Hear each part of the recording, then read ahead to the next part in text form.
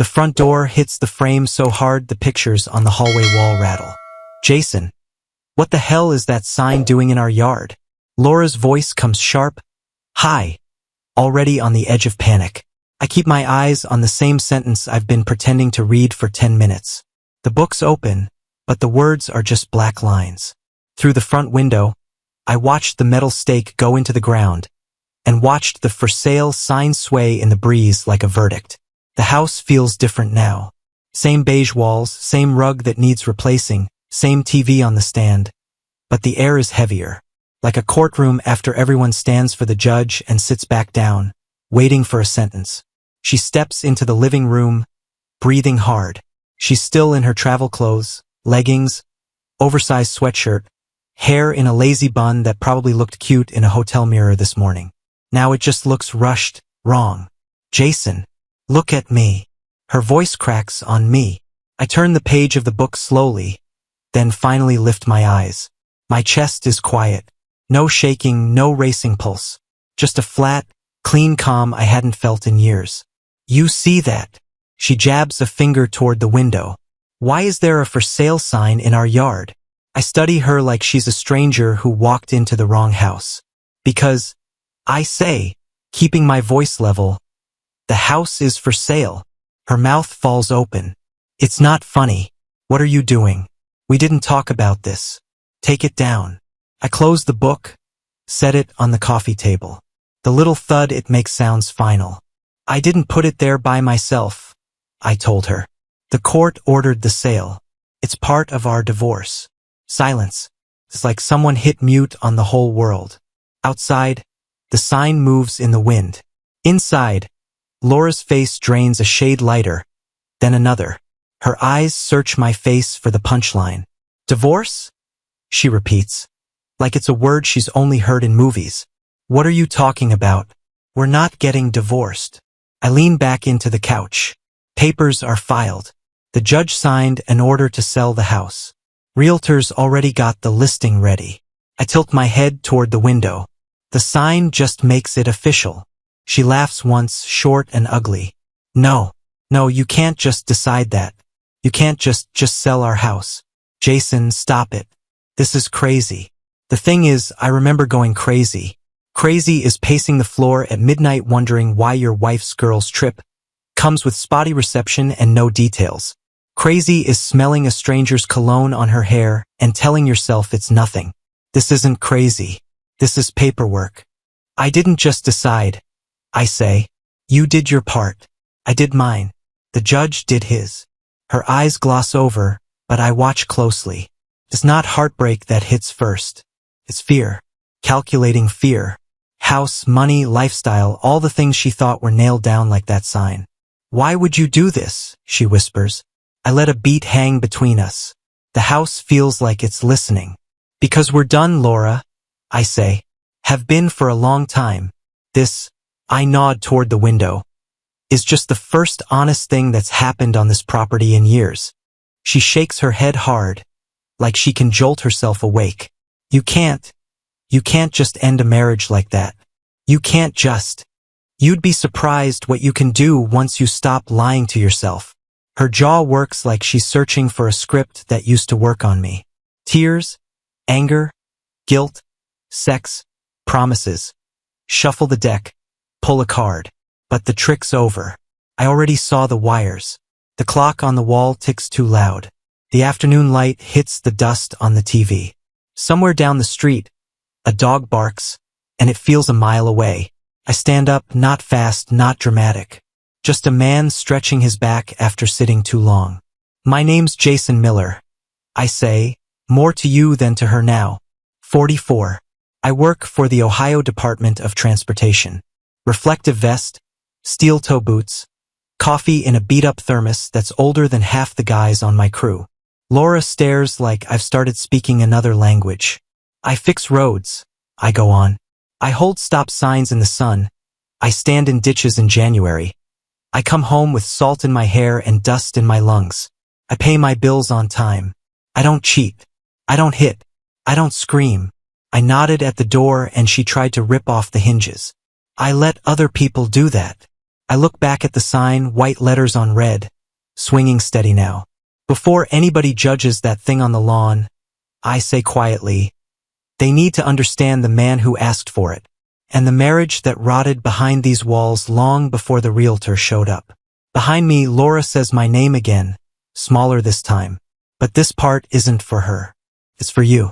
Because this is where the story really starts. Not with the slam of the door or the sign in the grass, but with the moment a man finally decides he believes what he sees more than what he's told. 5 years before the sign went in the lawn, my life looked pretty good from the outside. We closed on a modest 3-bedroom north of Columbus.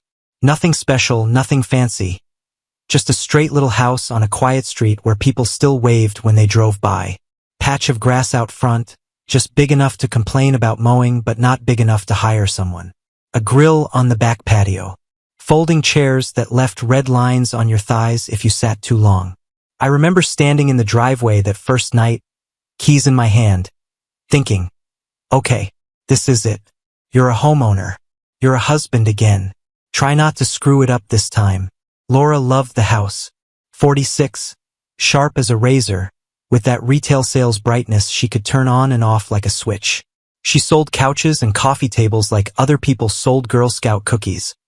Warm, chatty, a little flirt in the smile. All, let's make this space feel like you.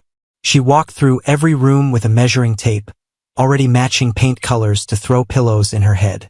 This is a good house for us, she said, and I believed her. Then there was Chloe, her daughter from her first marriage. 19 when I met her. All headphones, messy bun, and oversized hoodies. I didn't try to be her dad. I didn't want to, honestly. She already had one, even if he was mostly a last name on checks and the occasional awkward lunch. I found my lane.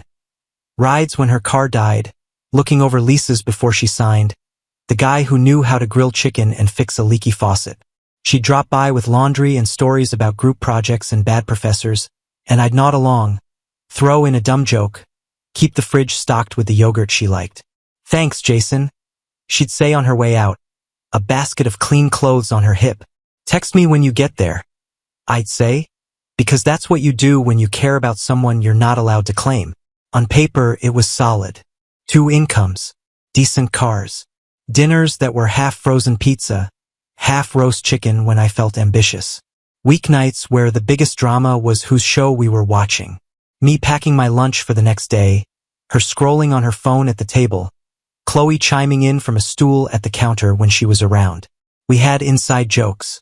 We had a routine. We had a Christmas photo on the mantle where everyone was smiling and no one was telling the truth about anything that mattered. From the sidewalk, you'd see a middle-class house with trimmed grass and a man pushing a mower in a faded ODNR t-shirt. You'd see a woman carrying in shopping bags, a college kid stopping by for Sunday dinner. You'd think they're fine. They made it. That's what normal looks like. Here's what I know now. The house, the job, the yard, all of that is just props.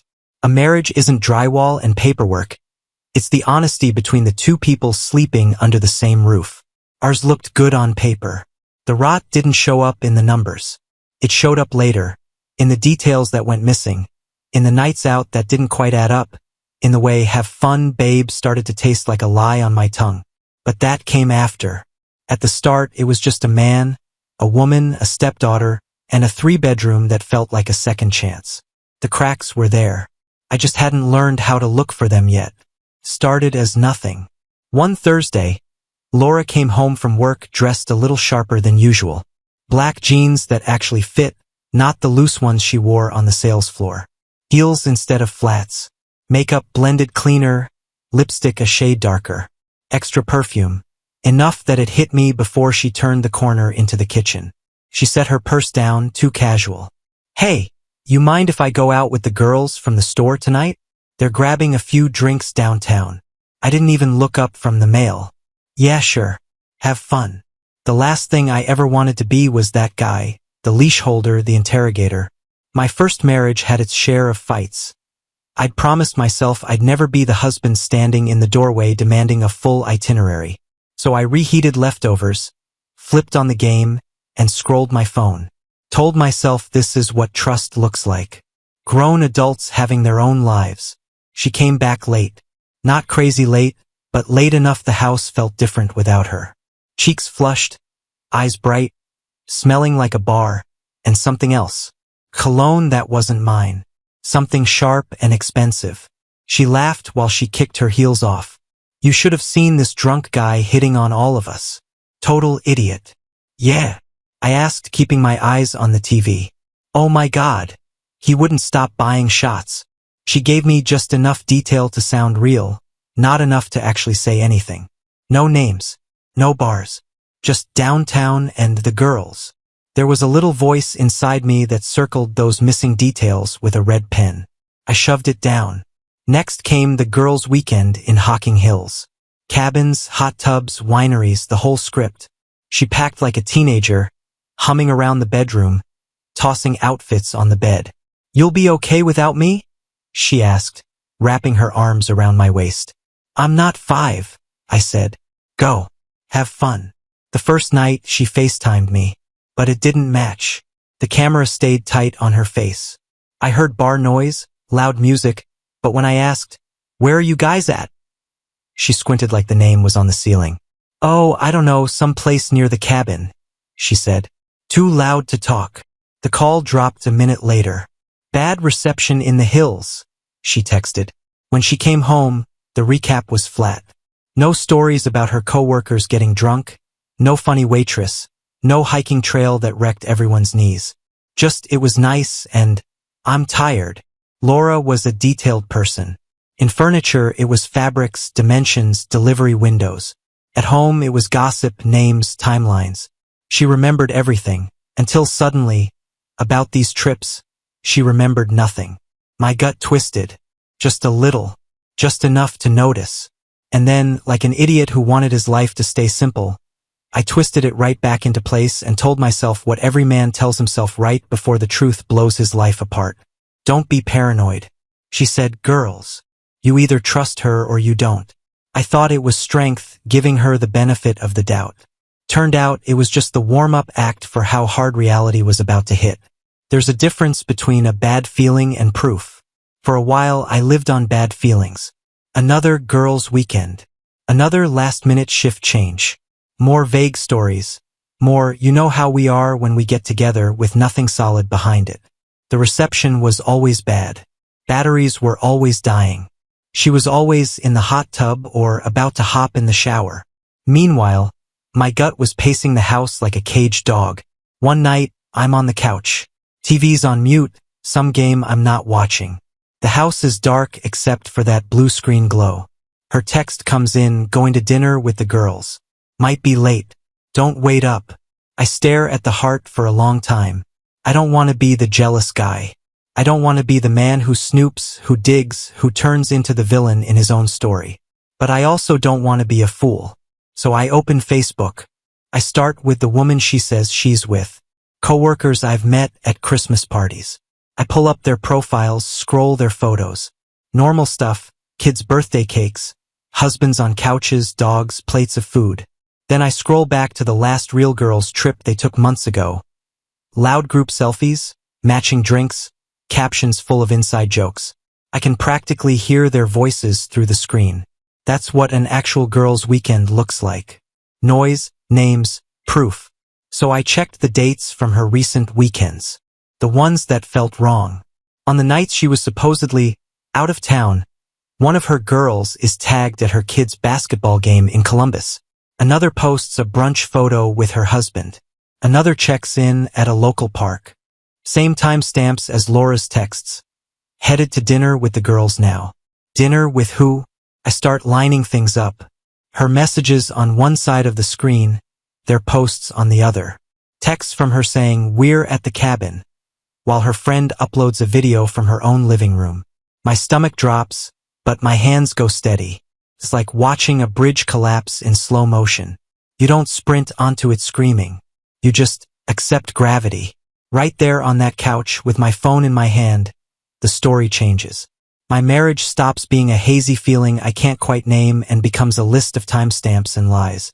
Social media doesn't love you. It doesn't hate you either. It just doesn't lie. People do. There's a point where you're not hurt yet, just tired of feeling stupid. One night I'm in the bathroom, brushing my teeth, staring at the gray creeping into my temples. I look like every other middle-aged guy in a reflective vest. Nothing special, nothing tragic. Just worn. And I realize if I can't look this man in the mirror and tell him I did everything I could to face the truth, then I'm the one betraying him. So I dry my hands, sit at the kitchen table, and open my laptop. The words feel dirty as I type them. How to catch a cheating spouse. Articles pop up. Lists of red flags, screenshots of texts, stories from men who sound way too much like me. Late nights. Vague explanations. Girls' trips that don't match anyone else's schedule. I scroll past the drama and the revenge fantasies until one word keeps repeating. Private investigator. Click. A couple hours later, I'm climbing a rattling iron staircase to a second-floor office in an old brick building downtown. Frosted glass on the door. Tom Reynolds Investigations. Tom's not what TV sells you. No trench coat. No dramatic lighting. Just a guy in his 50s with a low voice, a plain tie, and eyes that don't flinch. What can I do for you, Mr. Miller? He asks. I slide a small stack of photos across his desk. Laura, her car, the friends she claims to be with. I hand over a paper with her schedule, the usual excuses for being gone, the places she says she's staying. I don't want drama, I tell him. I want facts, whatever they are. He nods once. That's all I'll deal in. We set up a plan. He'll follow on certain nights, keep logs, take photos if there's anything to see. I walk down that iron staircase feeling halfway like a man and halfway like a traitor, but I know which one I'd rather be if it turns out I'm wrong. The first couple nights, his texts say the same thing. She went where she said she'd go. Came home after. A small, ugly part of me wonders if maybe I really am crazy. If I've wasted money and spit on trust because I couldn't handle a woman with a life. Then comes a Tuesday. My phone buzzes while I'm rinsing dishes. She's not going home, Tom writes. She just pulled into a hotel off the interstate. A second later, a photo comes through. Her car, unmistakable under a bright hotel sign. No girls, no cabin, just a room paid by the night. I stare at that picture until the edges blur. A few days later, I'm back in Tom's office. He slides a manila folder across the desk.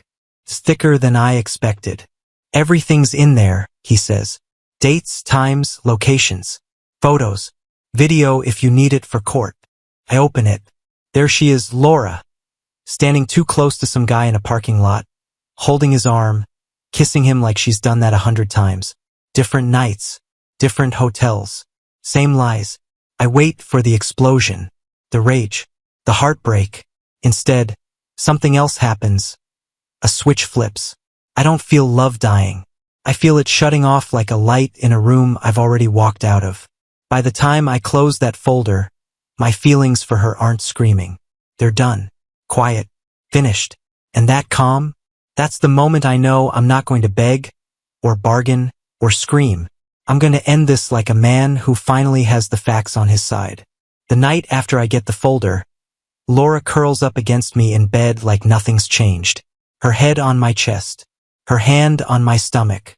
The same woman I just watched on grainy hotel footage with another man. You're quiet, she murmurs. Long day, I tell her. I stare into the dark while she drifts off.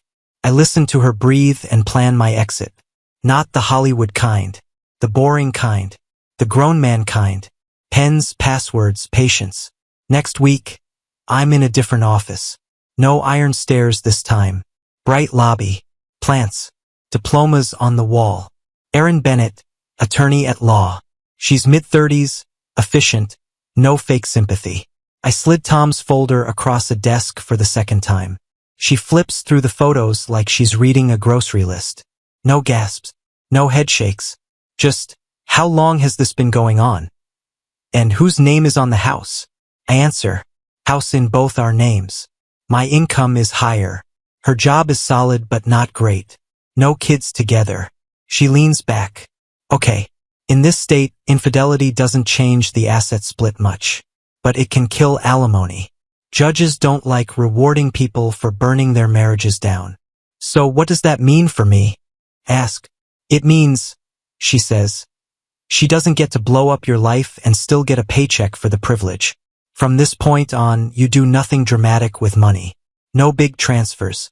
Don't touch retirement. And document every bill you pay. She gives me homework like a teacher. Open a new checking account in my name only. Redirect my paycheck. Call the credit card companies and remove her as an authorized user. Change the life insurance beneficiary from Laura to my sister. Print bank statements. Highlight every car payment I've made on the SUV she drives. So that's what my evenings become. Sitting at the kitchen table while she watches TV in the next room. I'm on the phone saying, yes, I'd like to update the account. And clicking through online forms, changing passwords one by one. I'm not shouting. I'm not slamming doors. I'm quietly cutting lines she thought were permanent. When Erin asks how it's going at our next meeting, I hand her a neat stack of printouts. Everything you asked for, I say. She smiles once, small. Good. Remember this, Jason, you're not cutting off kindness. You're cutting off access. I walk out of her office feeling something I haven't felt in a long time. Not happy. Not sad. Prepared. The war's already over in my head. Now it's just paperwork catching up. The night she handed me the final play, she thought it was just another lie. We were in the kitchen. She was rinsing a mug. Back to me, voice softer than usual. Hey, she said. You remember my friend a few hours away? The one going through that rough patch. The girls want to go stay with her for a few days. Just be there for her, you know? She turned, drying her hands, giving me that small, careful smile. Extra gentle, extra sweet. How long? I asked. For 5 days, tops. She stepped closer, slid her hands up my chest. You'll be okay? I hate leaving you alone that long. I could smell the same perfume from those girls' nights. Same act, new scene. I'll be fine, I said. Go help your friend. She hugged me tighter than usual, pressed her cheek into my shirt. You're a good man, Jason. You know that. She meant it like a line that would keep me in place. I heard it as confirmation I was doing the right thing. The morning she left, I carried her suitcase to the car, played the role one last time, opened the trunk, lifted it in, kissed her cheek. Drive safe, I said. Text you when I get there, she promised, like she always did and never really did. I watched her taillights disappear down the street, stood there until they were gone. Then I took out my phone and called Erin. I don't want to live in this house anymore, I told her. I don't want my name tied to it. What can we do? She didn't hesitate. We file a motion to force the sale of the marital home. Judges usually grant it when both names are on the deed and the marriage is clearly ending. Do it, I said. By the next day, she'd filed. 2 days after that, my phone buzzed with an email notification at lunch. I sat in the work truck, orange vest still on, and opened a PDF on my phone. Court header. Case number. My name. Laura's name. And at the bottom, Judge Thompson's neat little signature ordering the property to be sold. The house wasn't our home anymore. Legally, it was just an asset to liquidate. Erin lined up a realtor, Megan Carter. Mid-40s, calm, clipboard in hand. She walked through the rooms with her tablet, eyes taking in square footage and light. Mind if I ask why you're selling? She said finally, standing in the living room. Divorce, I answered. Just that one word. She nodded. No prying. Just started talking comps, timelines, listing photos. 2 mornings later, a guy from her office showed up with the sign. I watched from behind the front window as he hammered the stake into the yard. 1, 2, 3 hits. Each thud sounded like a nail in the coffin of the life I thought I had. He straightened the sign. For sale in big, honest letters. By the time he drove off, I was already in the bedroom, pulling boxes from the closet. Her side stayed untouched. Mine didn't. While she was comforting a friend, I was packing up the only life that actually belonged to me, and setting the stage for the moment that sign would tell her the truth she'd never say out loud. The day she came back, the house was so quiet it hummed. I sat on the couch with a book in my hand and Tom's folder on the kitchen counter. TV off. Phone face down. The for sale sign out front catching the late afternoon light. I heard her car first. Gravel under tires. Trunk popping. Suitcase wheels bumping up the walkway. Then the front door opened. She stepped inside and froze. There's a particular silence when someone's brain slams into a fact it can't spin. That was the silence in my hallway as she stared out the window at the sign. The door slammed. Hard.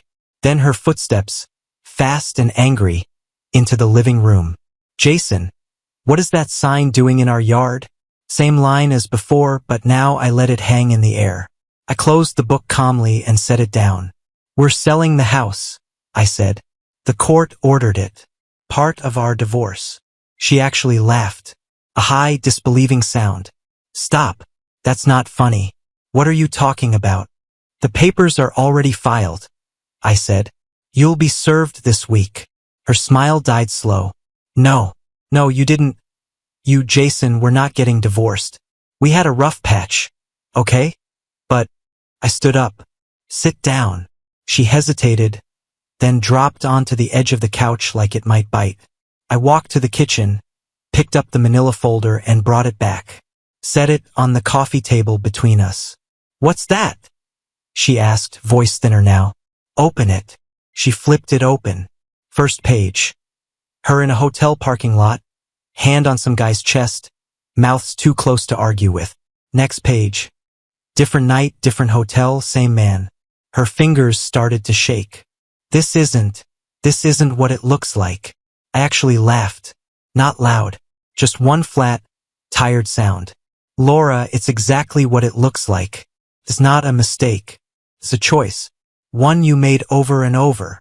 She pressed her hand to her mouth, tears spilling fast. Jason, please. We can go to counseling. I'll end it. I'll block him. Just don't do this. Don't throw us away. A year earlier, that would have hooked straight into my chest. Tonight, it hit and slid right off. I stepped back out of her reach. You threw it away when you started lying and kept taking my money and my time like it was owed. I'm not your backup plan. I'm not your safety net. Her crying shifted. Less heartbreak, more panic. What about the house? What am I supposed to do? I can't afford. You're off my credit cards, I said calmly. You're off my life insurance. The judge will see 3 years of car payments I made on the SUV you drive. He'll decide what's fair. Her tears stopped almost on command. The fear in her eyes changed shape, from losing me to losing benefits. That was the moment I knew I was done feeling guilty. I'm not yelling, I told her. I'm not calling you names. I'm not fighting. I'm just finished. Outside, the for sale sign stood there, swinging gently in the breeze. Inside, for the first time in years, I wasn't. Cheaters hate two things more than anything: silence and facts. Word got out fast. Laura didn't waste time. Suddenly I was the cold, emotionally abusive husband in her version. Neglectful, distant, drove me into someone else's arms. People always love a story where the woman's the victim and the man's the villain. Fits easy. For a while I let it run. Let her talk. Let her spin. Then one night, I sat at my small kitchen table. New place, old thermos. Opened my laptop and called Tom. Can you send me everything digital? I asked. All the photos, the logs, dates, times. He did. I built a timeline. Clean. No yelling, no adjectives. Just dates, locations, screenshots of her texts lined up against hotel receipts and social media posts. Start to finish. Then I emailed it to my family, to a few mutual friends. I posted a redacted version online with one simple caption. Here's the truth. No more, no less. The reaction came in waves. Sudden silence from the loudest Laura defenders. A couple of awkward apologies from people who'd believed her first.